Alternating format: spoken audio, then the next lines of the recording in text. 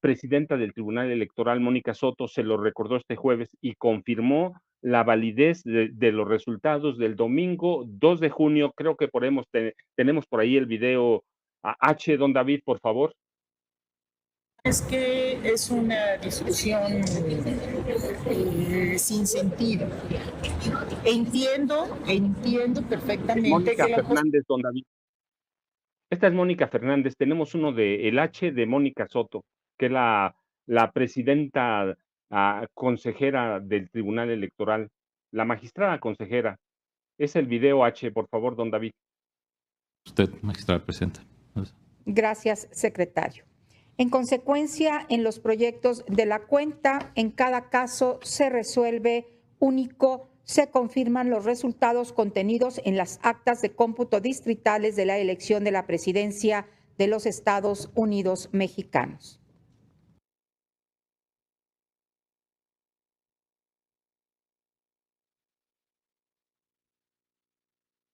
Es decir, ya los resultados de esa elección, ya están aceptados, están validados por el Tribunal Electoral, y solo mire para recordárselos a los opositores, a intelectuales como Héctor Aguilar Camín, a periodistas como a a todos, como Joaquín López Dóriga.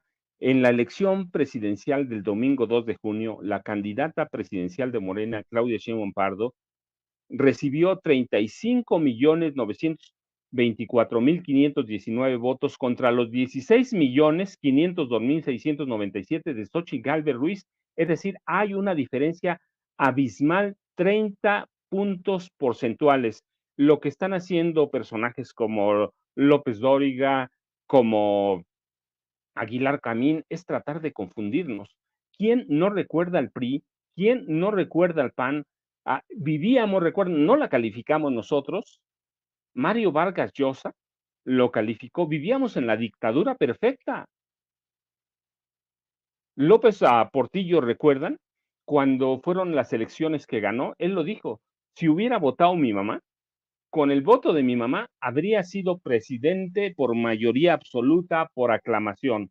Es decir, los priistas ni siquiera necesitaban votación. Ya se les olvidó que teníamos relleno de urnas, que votaban los muertos, que había compras indiscriminadas de votos. Todavía con Peña Nieto, en la campaña de Enrique Peña Nieto, que validaron Lorenzo Córdoba Montoya y Ciro Murayama Rendón, la compra de votos fue multimillonaria a través de tarjetas, entregaban tarjetas que se conocían como Monex, cuentas bancarias, empresas como Odebrecht, que repartieron miles de millones de pesos, cientos de millones de dólares, compraban elecciones. Ya se les olvidó que Felipe Calderón Hinojosa, para ser recientes, ganó a través de un fraude escandaloso y que nunca quisieron y nunca aceptaron el recuento de votos, de voto por voto, y se les olvidó que Carlos Salinas de Gortari ganó con un escandaloso fraude también, un fraude que validó el PAN, y a partir de allí nació el matrimonio o el PRIAN. Ganó con un fraude escandaloso, y que para evitar el recuento de votos en la historia, ordenaron quemarlo. Y la orden salió a través de una iniciativa que presentó Diego Fernández de Ceballos. Los votos de aquella elección de 88 estaban almacenados en los sótanos de la Cámara de Diputados en el Palacio Legislativo de San Lázaro, en la Ciudad de México. Y Diego Fernández de Ceballos, con una orden de Carlos Salinas de Gortari, presentó una iniciativa para quemarlos. Y la Cámara de Diputados PRI-PAN apoyaron la quema de las boletas electorales que documentaban el fraude de 1988, y luego el de 2006 es igual. Ya se les olvidó todo eso, se les olvidó que vivíamos en una dictadura, se les olvidó que el gobierno federal servía para que los políticos del PRI y del PAN se enriquecieran brutalmente y que robaban abiertamente. Yo lo he platicado porque además tengo la documentación, la documentación que presenté en un libro que se llama Los Depredadores. Por ejemplo, el gobierno de Felipe Calderón Hinojosa desapareció por arte de magia, desapareció 400.000 millones de dólares, 400.000 millones de dólares, es solo que ingresaron al gobierno solo por la venta del petróleo, solo por la venta de petróleo crudo, 400.000 millones de dólares, ¿Qué hicieron? Se lo robaron los gobernadores, a Felipe Calderón, los secretarios de Estado, sí, lo desaparecieron y además desaparecieron más de 2 billones de pesos que ingresaron por concepto de deuda y dejaron un país empobrecido. Y nada más para recordarles, ellos, todos los priistas y los panistas, ellos procrearon, ellos sembraron la semilla del narcotráfico y de la violencia en este país. Ellos la sembraron, ellos eran los capos. Desde el presidente Miguel Alemán Valdés, el primer presidente civil en la historia de este país, ellos controlaban el narcotráfico. Y Felipe Calderón todavía fue más cínico. Creó un cártel adentro de Los Pinos, un cártel que manejaban él y Genaro García Luna. Así lo llamaban, el cártel de Los Pinos, y Genaro García Luna, que el próximo 9 de octubre deberá asistir a una audiencia en la que el juez Brian Hogan en Nueva York dictará su sentencia. Fue encontrado culpable de narcotráfico, conspiración para distribuir narcóticos, a encabezar una pandilla del narcotráfico. Es decir, ya se les olvidó todo eso, se les olvidó que la esposa de Echeverría controlaba parte del narcotráfico, que la familia de la esposa de Ernesto Zedillo controlaba parte del narcotráfico, que Enrique Peña Nieto era un capo. No se los cuento ahora, lo documenté en varios libros. Zedillo, la esposa de Zedillo controlaba el cártel de Colima, y Zedillo encarceló al general José Gutiérrez Rebollo, que tenía pruebas, evidencias físicas, tenía grabaciones de cómo desde Los Pinos se controlaba el cártel del narcotráfico o el problema del narcotráfico.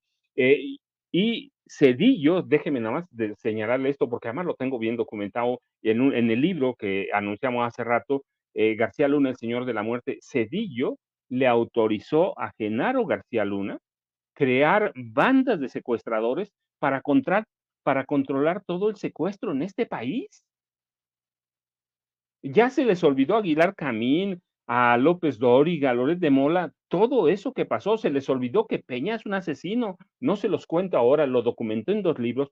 Peña mató a su esposa, Mónica, y le perdonaron todo eso. Yo recuerdo mucho, fíjese, se los platico porque es parte de mis experiencias como periodista.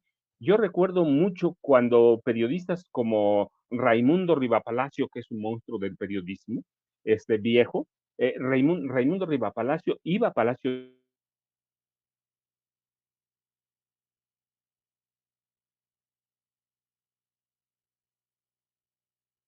de México. Y después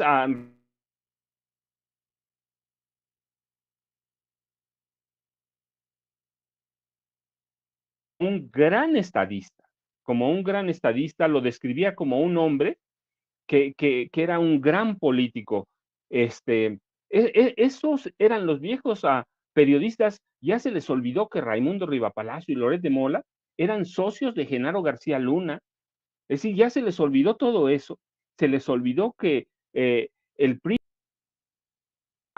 realizaron más de 650 reformas constitucionales y que esa constitución de 1917 no es la misma que era, que sufrió grandes alteraciones y que nunca el Poder Judicial de la Federación dijo nada cuando se estaba saqueando este país. Por ejemplo, solo para recordar, en el gobierno de Ernesto Zedillo Ponce de León se autorizó el Fobaproa, que fue un robo a la nación, un robo del que nunca dijeron nada los ministros de la Suprema Corte de Justicia de la Nación.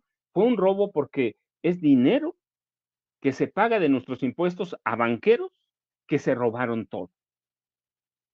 Ese dinero que pagamos sirvió para salvar a banqueros, a empresarios, a periodistas, a dueños de periódicos. Es decir, sería interesante ahora, pero no lo van a hacer, que abrieran los expedientes del Fobaproa para que supiéramos quién se robó qué y cuánto se robaron, porque ya pagamos 1 billón, 2 billones de pesos hemos pagado y todavía debemos otro billón de pesos.